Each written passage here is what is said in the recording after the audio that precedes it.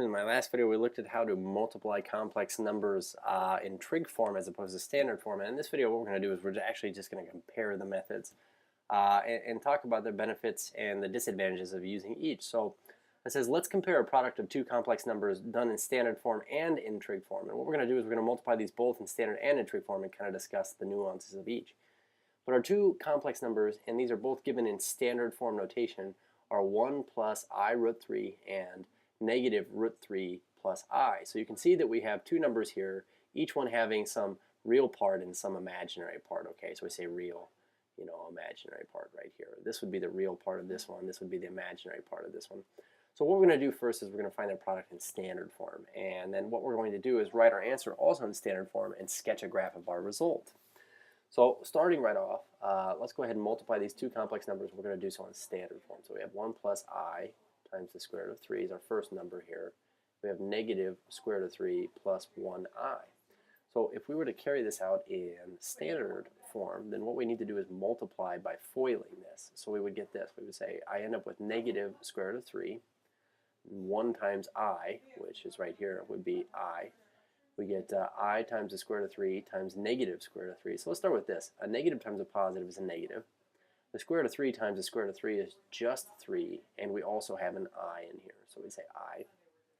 And then now this last part is I root 3 times I, which is positive. Positive times a positive is a positive. And then we get root 3 is just root 3. And then we have like an I squared off on the side here. And that's not inside the radical, it's on the outside. So finishing this up here, we get negative root 3. We'll combine like terms here, so a positive 1 and a negative 3 here gives a negative 2I. And we know that I squared, this thing right here, could be converted to a negative 1. So really we can take this root 3 and we can just put a negative out front and make it its opposite. So now adding everything up, it looks like we have negative root 3 and negative root 3. Negative 1 root 3 on each of these. We can combine like terms on those and we end up with this right here. We get negative 2 square root of 3 minus 2I by putting these two things together here. And this is our complex number in standard form. So now what I wanted to do was this. I wanted to take this answer and I wanted to sketch its result. So when we graph this as a complex number in standard form, recall that what we're saying is this. We're saying that this is our real axis here and this is our imaginary axis, is our y-axis. So we are going to use a bit of imagination here. At least we're not going to use grid marks because I don't have grid paper on me, but actually that's going to be to our benefit. So we say negative 2 times the square root of 3. Now just to give you a context, we'd say the square root of 3 is this, and if we take that times 2 and make it negative, we say we have some x value that's like negative 3.5-ish, okay? We're going to go left about 3.5-ish, and we're going to go down 2.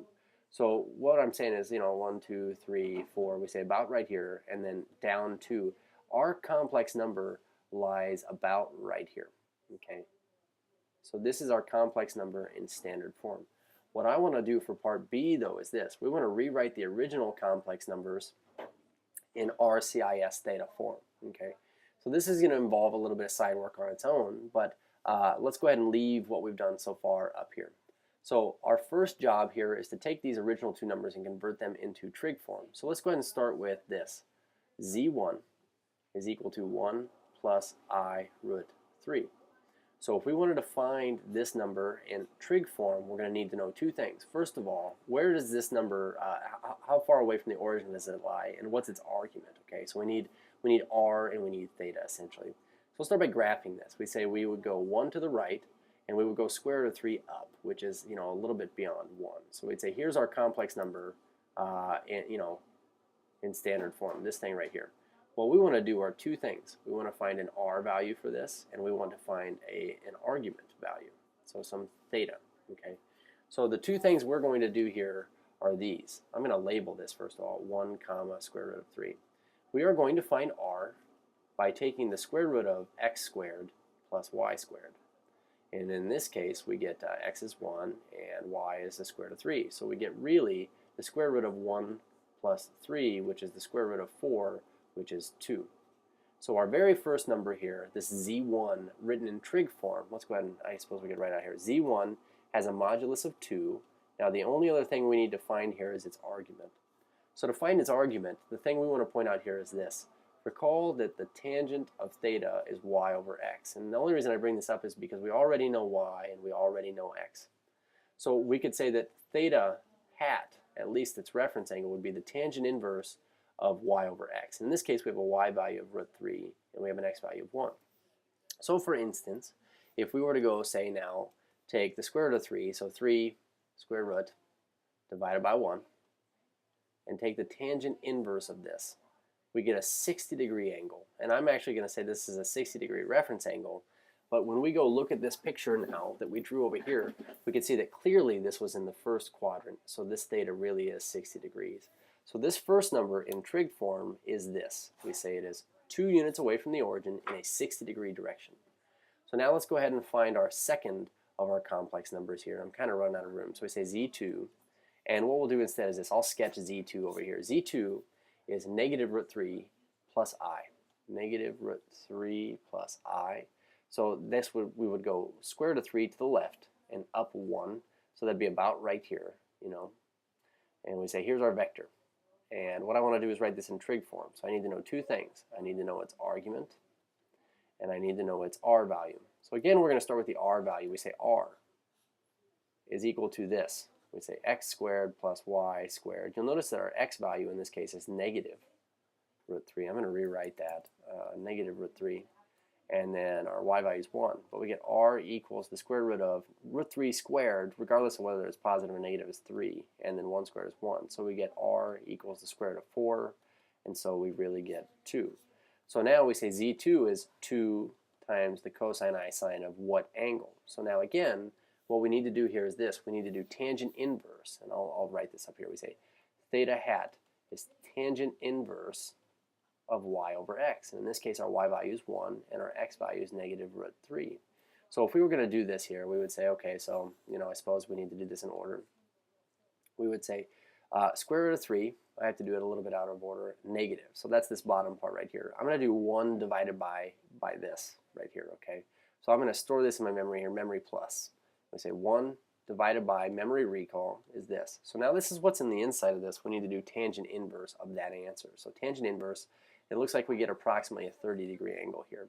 So what this is saying is that, at least on our picture up here, theta hat, this is 30 degrees. So if we're going to find the argument, this is the actual angle in standard position, this would be have to be 150 degrees. So we say 150 degrees, and so we get this right here. So now, long story short, we say now, on part C, now that we have both of our original numbers in trig form, we want to multiply these two complex numbers in trig form using the multiplication theorem and also graph our result and compare how it ended up with this first one up here.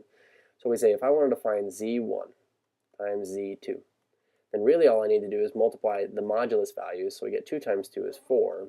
And then we say I could just add the arguments here, which is 150 plus 60, which is a 210-degree angle. Okay. So now, if I said now go sketch this in standard position, let me fix this sketch here.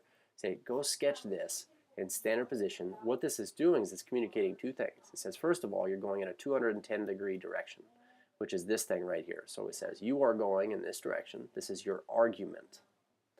And we say that 4 is the modulus here. So it says you are 4 units out from the origin in this direction. So we say r equals 4. So this is our complex number in standard form. And the thing I want to point out here is this. It is the exact same triangle that we had done in the first one. So we got the same answers. So what I wanted to do was basically kind of compare which method was quicker. Was it quicker to multiply these things or more efficient to multiply these things in standard form and then combine like terms and graph our result? Or is it a lot more convenient to do these things when they're written in trig form? And honestly, trig form is the way to go. So unless you have to put these numbers in trig form first, usually that's the way you want to do it. Cheers.